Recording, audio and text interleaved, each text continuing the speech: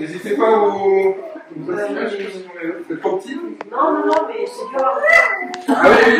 Ah, c'est je sais pas si. Le personnage, c'était quoi? C'était un magicien, en fait, avec un petit costume, une boucle d'oreille. C'est Jean-Jacques. Jean-Jacques, le magicien tout. Donc, Jean-Jacques. Attendez pour moi. Donc, Jean-Jacques, il a une tête. On va imaginer qu'il a une cage thoracique. Ouais, bon. Oui. Il a besoin un peu de respirer. Et c'est une cage thoracique parce qu'après il a un gros bisou, Jean-Jacques. Un peu comme ça. Donc ensuite Jean-Jacques il a un bassin. Ici, et puis après il avait plus ou moins des jambes bâton, hein, c'est ça? Voilà.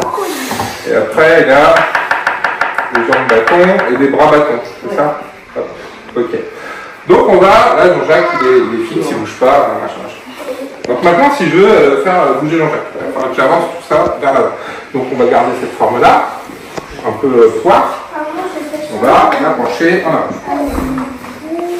Donc ma poire prend et je m'incline comme ça. Donc la tête de Jean-Jacques elle est quelque part par là. Son petit chapeau. Et forcément, donc le bassin qui vient aussi quelque part par ici. Bon, on va tout détailler, hein, forcément, c'est un bonhomme patate. Hein. Voilà. Donc on va le faire avec une jambe qui va être tendue à ce moment-là de la marche. C'est-à-dire le moment où la jambe est tendue, le pied arrière sur la pointe du pied, là. Avant que le talon tape au sol. D'accord? Donc c'est la jambe droite, tendue. Je vous fais juste les traits, hein, je ne détaille pas. Comme ça. D'accord? Et donc le bras vers l'avant. Celui-là, celui-là, on le voit. Il part vers l'arrière. D'accord? Ah voilà, Jean-Jacques, il se déplace. Il se plonge ici, si on faisait une ombre, elle ne toucherait pas le sol. Que le pied ne serait pas encore au sol. Ouais? Allez, on y va. Vous avez bien mangé, je sais pas? Ouais, bien sûr. Pour une fois.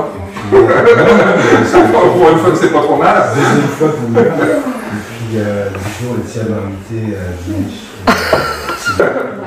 Jean-Michel. Et puis c'est qu'est-ce qu'elle fait de rigolo? Alors, maintenant qu'on a bien chauffé les crayons. Ah ouais, c'est chaud, hein? Et c'est ce qui fait la différence, même quand on a justement des petits personnages. Tout ça, tout à l'heure, je vous parlais de Lewis Trondheim avec son visitateur haut. Donc même quand on est sur des personnages tout simples, eh ben, on va réussir à les faire bouger de façon aussi très simple, quoi. Mais parce que derrière, voilà, il y a de l'expérience, il y a de l'entraînement, etc., etc. D'accord? Bon, après, une fois qu'on arrive à faire ça, on peut aller vers des choses un petit peu plus compliquées. Il nous reste un petit quart d'heure. Je vous propose de vous attaquer maintenant à l'objectif de la séance, c'est-à-dire mettre en scène votre personnage dans une scène, donc le mettre en avant, un peu comme si vous faisiez une couverture de bouquin. D'accord? Donc on fait une couverture d'album de BD, donc il faut qu'on voit votre personnage et que votre illustration elle raconte quelque chose. Que ce ne soit pas juste le personnage, que derrière que votre histoire, enfin votre illustration soit en train de raconter le début de l'histoire, donne des éléments. Alors à vous d'imaginer ce que vous voulez, hein, bien sûr. Mais il faut qu'on ait quelque chose, quoi. Ok? Est-ce que vous revoulez du papier? Non, c'est bon? J'ai déjà fait du papier entier. Ah, du papier entier, voilà, là, et des synchros. On peut utiliser des tiers. Donc là, je vais mettre un personnage, par exemple. Voilà. Qui regarde l'horizon. Voilà. Parce que l'horizon, c'est joli. Voilà, donc là, je vais proposer une image. D'accord? Si je fais la même image avec le personnage au milieu, l'horizon au milieu, eh ben, ça va être moins intéressant. Au niveau de la topo, donc on a dit horizon au milieu, personnage au milieu, couche. Je pense que j'ai fait. Voilà, bon, c'est un peu plus plat, quoi. Ouais, c'est plus. D'accord? Donc si on veut que le regard circule dans l'image, il va falloir la composer avec les différents éléments.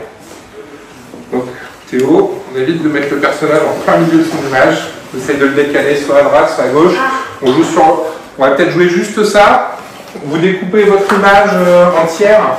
Donc, c'est-à-dire vous découpez en 3 horizontales, 3 bandes horizontales, 3 bandes verticales. Et globalement, vous essayez de rien péter au milieu, quoi.